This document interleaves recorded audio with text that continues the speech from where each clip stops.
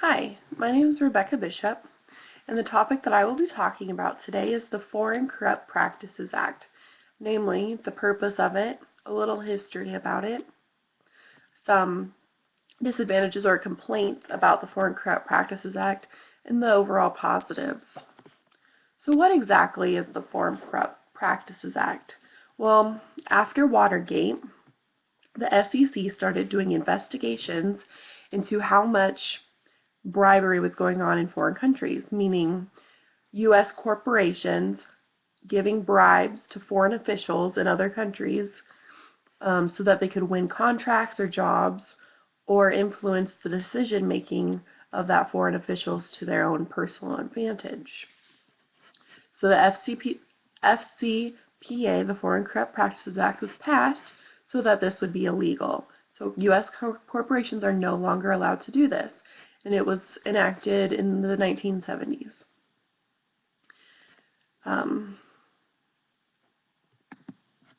So what are some downsides to the Foreign Corrupt Practices Act? Well, the first one is that it discourages charity. The argument is that U.S. corporations are so scared to make donations because it may look like a bribe to foreign countries. Technically, the law states that companies are allowed to make donations to governments or countries, but not to foreign officials. But over the course of time, as this has been a law, it has been a broad scope of what counts as a foreign official, and sometimes governments have been counted as foreign officials. And this argument was made after the 2010 earthquake that was in Haiti. People said that corporations were too scared to help, too scared to donate because they didn't want to look like they were giving a bribe. Another downside to the FCPA is that it creates anti-competition. For example, a lot of other countries don't have this law.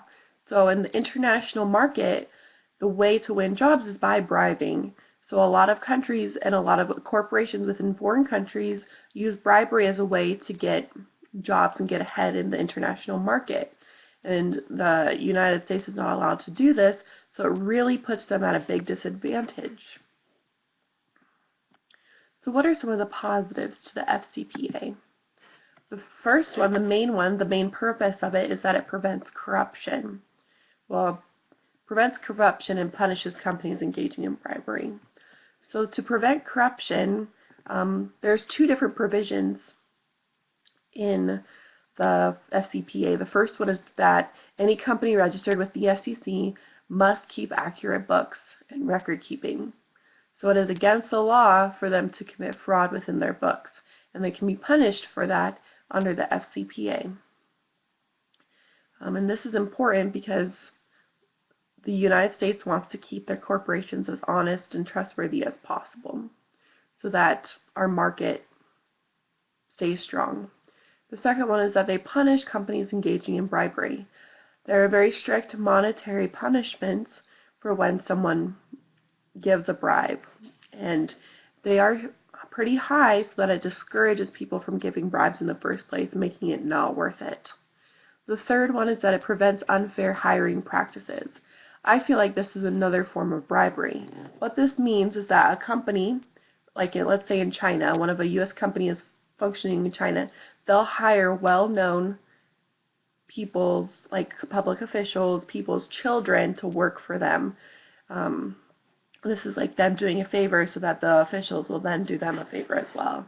This has come into some controversy, and people have stated that this should fall. This is breaking the FCPA. So in conclusion, the FCPA is there to stop corruption and prevent bribery. There are negatives and positives to this, but I feel like the positives outweigh the negatives because it keeps U.S. corporations from becoming corrupt and from participating in corrupt acts. The downsides can be worked out over time. Thank you.